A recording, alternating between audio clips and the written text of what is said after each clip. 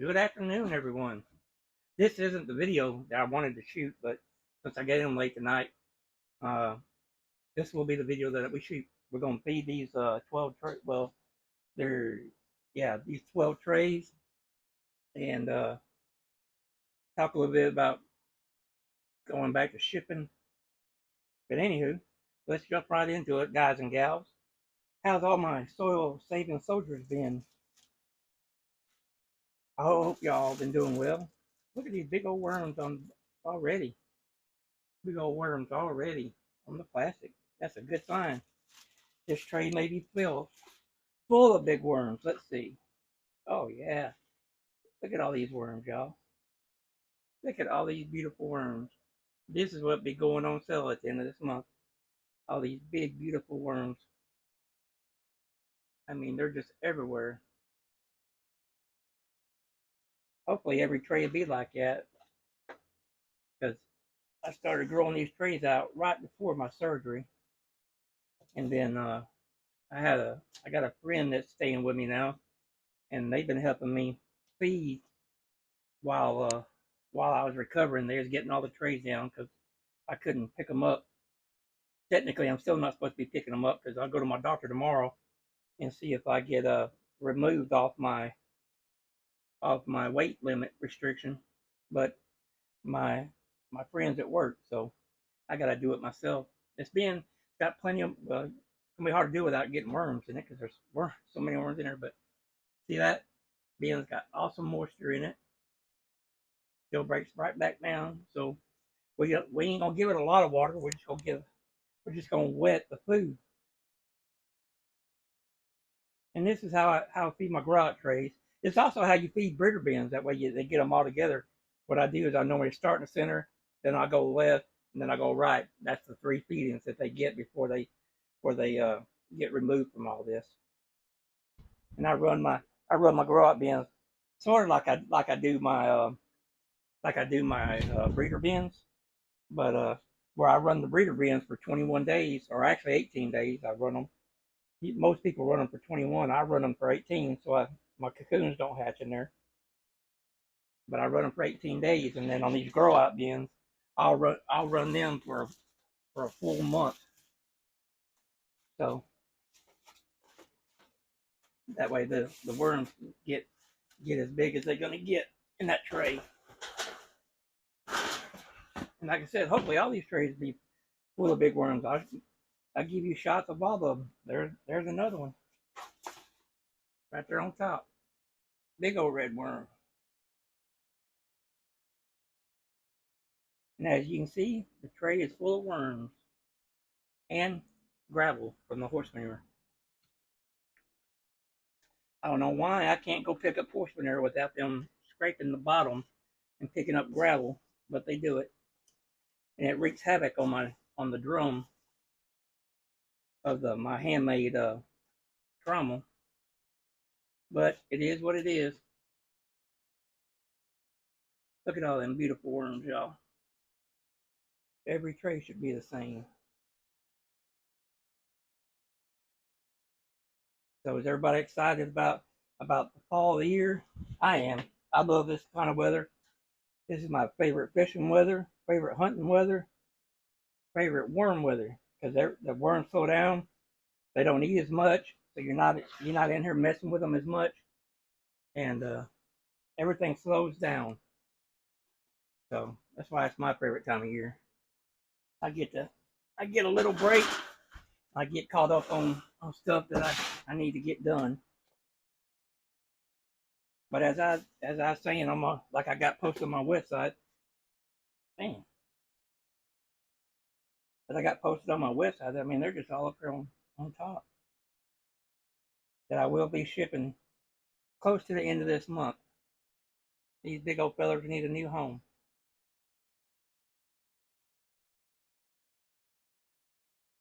So I'm trying to get back in the swing of things. We'll ship until it gets too cold to ship. Then if it gets too cold to ship, we'll try to figure something else out and go from there. We missed uh, we missed all the summer due to surgeries and whatnot. The new grandson. So we got a lot of catching up to do. But we can do it. We can do it. I have faith in me.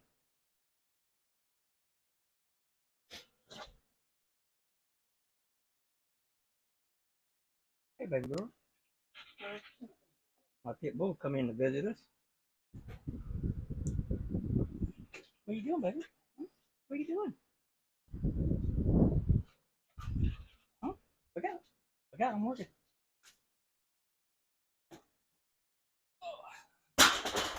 There we go. We'll start another one from the top. Let's see what size worms we got in here. Nobody was right on top of this one.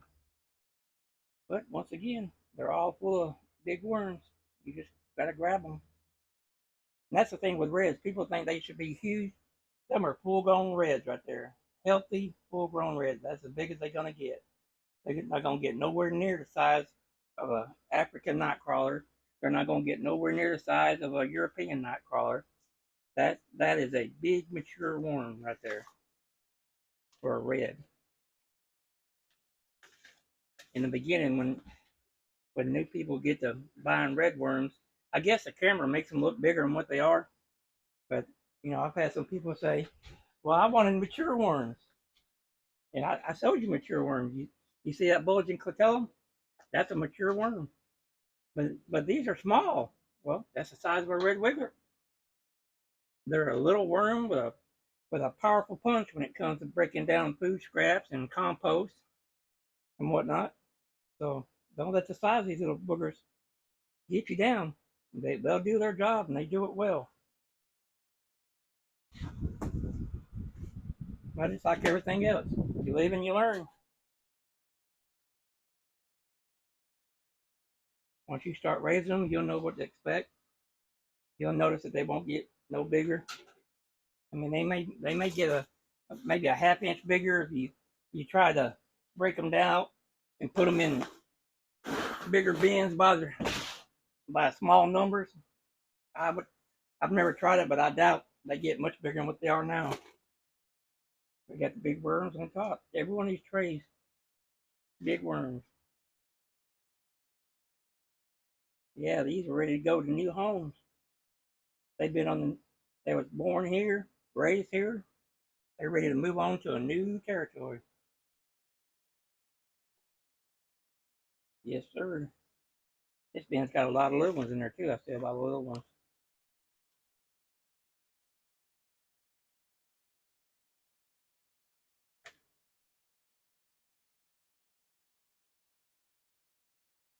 Is this y'all's favorite time of year? Are y'all planting y'all any fall crops? I mean, this is when we stockpile our castings for the spring sales. Gives us all time to get caught up. Unless you got people who grow all year long in hoop houses and stuff, and then you're still working as hard as you did in the summertime.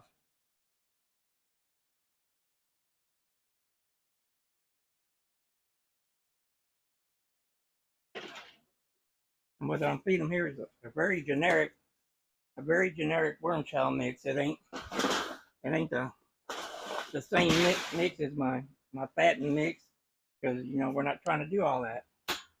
We're just growing them out. We're not trying to get them as fast as we can. Now this stuff right here, you see right here, this was some kind of little fruit snack my boss gave me. And as you can see, I'll show you, the worms evidently love it. Because look at all them worms that's under it. Look at that bin, full of nothing but big mature worms. I told you every one of these bins are going to be that full. They're going to be big worms. But I'm glad to be able to get halfway back into the swing of things. I really enjoy the worms. I really enjoy working with them. You know, I can come in a bad mood, come out here and start working with the worms, letting the dogs run around. And for some reason, it's just like You forget all about that while you keep an eye on your bin and making sure your bins are doing good. That you ain't got nothing going bad. So you're not thinking about nothing except for being here. And this bin's moist, so I ain't gonna do nothing but wet this chow here. I'm not gonna wet that whole bin.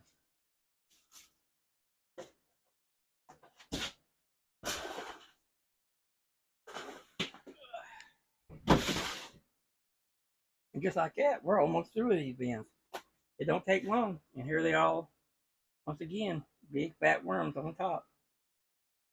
I'll give it one turn. Look at that. That is bin full of worms right there. Every bin is large, mature red worms, ready to go to somebody else's house. Because like I said, they was bred here, born here, and raised here. They're ready to see a different part of the country. Most likely, the first batches that come out will go to Maine. I got a lady up there that is a loyal customer that'll go out to Maine probably because she ordered right when I had surgery and I had to refund her money back because I couldn't do anything. So she'll be the first one that I notified to let know that I'm back to shipping. Once I notify her and she gets her order in, then I'll put the rest of it on sale. I feel it's the only right thing to do is give her first dibs, being that she tried to make her order right as I went in for surgery.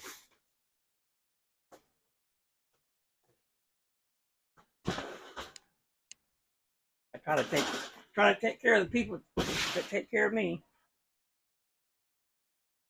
I'm not a huge company. I don't want to be huge.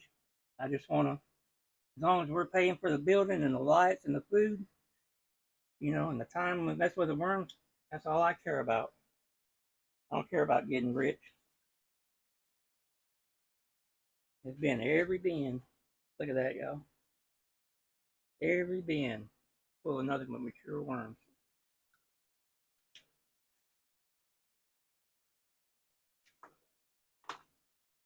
And this bedding right here, this is just a simple bedding. This is a compost.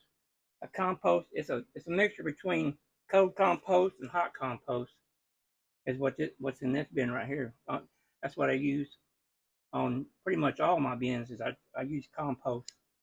And that was a video that I was going to shoot, but like I said, I got in too late and I don't have time to shoot it because it's gonna be longer than this one. So, but that's all I use. I use compost, and once I get the compost out, I'll add cardboard to it just to give it a little bit more carbon. Wow, look at that. They're all on top of here. I mean, if you take your fingers on top, scrape it, look what you pull up. Big old mature worms. You flip it over, big old mature worms. Look at that. That's what you want to see in your bin. That'll tell you right there that the moisture's right, their habitat's right. You got a good ecosystem going in here. I talked to a friend the other day, and I don't know why it didn't dawn on me when we was talking, but he was having issues with some of his bins, and come to find out, it it was a moisture meter he was using. He wasn't testing it, putting his hands in there and testing it. He put a moisture meter in there, and I don't care what Amazon or eBay says. I bought expensive testers, and I bought the cheap 2-prong testers, the $9 ones. And I'm telling you, I swear that none of them read right, because they'll tell you that your bed's moist, and you can physically put your hand in there and know for a fact that it's not moist. So that's a little tip for you beginners. Just keep your hands in your bins. Let your hands and your eyes tell you what your bin's doing. Don't rely on electronics. It's a simple thing to do. Man, I mean, they just big old fat red worms. on top without flipping. Then there they are once you start flipping. You got worms everywhere. So like I was saying, don't depend on electronics to tell you what your moisture is in your bin. You know, let your touch, your feel, your eyes tell you. You know, if you had to do the squeeze test, if you want to test your moisture, you got enough common sense to look at that bin and mix it up like I do and say, oh, well, this bin's too wet. Oh, this bin is not wet enough. Then to rely on the time that you're gonna take to stick a meter in there and let it kill off all your babies. You don't want that to happen. Because the baby worms need the moisture more than the adult worms.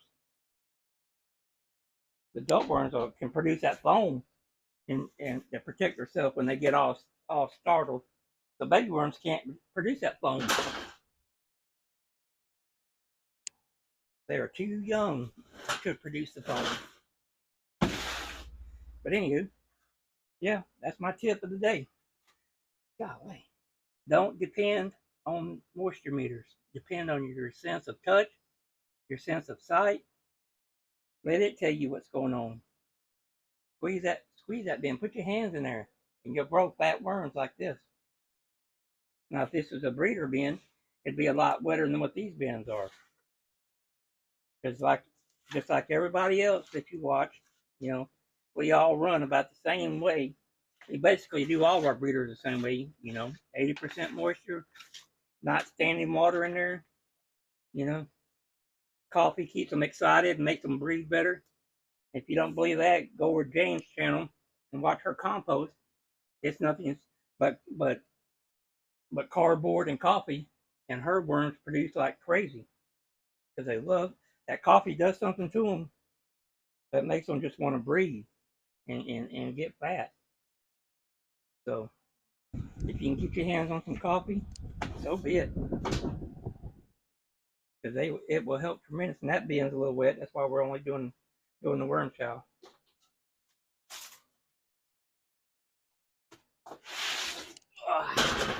And the last but not least, my fellow soil soldiers, guys and gals, friends and foes. Look at that. I'll talk to anybody. If you give me a thumbs down on my video, well, you interacted, and I get credit for that. That's all that matters. Right on top of the plastic, a bunch of fat worms. Now we're going to get these fat worms right under the plastic. I mean, they're just everywhere. Big old fat worms.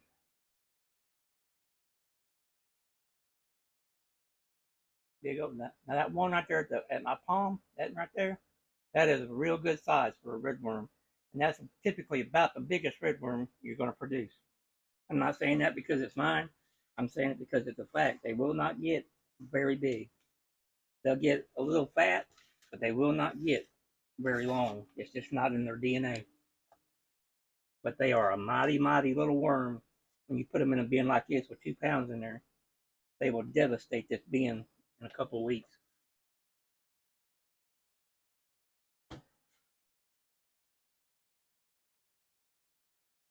So again, that looks like the one we was looking for, the last bin. We was looking for that one ever since we started.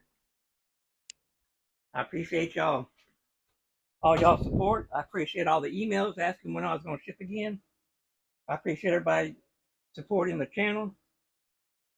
I appreciate every one of y'all. We're just a small little farm who loves to play with worms and create great castings for our farmer friends. And one of these days, if Alabama ever gets done being in the Bible Belt and learn that, if they get a lottery, if they would grow, if they become a growing state, that they would do a whole lot better than what we do. But that's not up to me. That's up to the legislator. And I don't know. I don't think they listen to anybody, to be honest with you. But anywho, we're gonna keep doing our thing. We're gonna keep producing the best castings we can, and we're gonna keep putting them out there. Even excuse me, y'all. Even though I ship them to Mississippi, Arizona, California, I'll keep shipping them. But I'm gonna go call it a night. We got our last bin done for the night. We're gonna go eat and get ready to do it again tomorrow. This is Bobby with New Soil Casting Scene. We're gonna keep saving the soil one worm at a time, y'all. Thanks for watching the channel. Bye.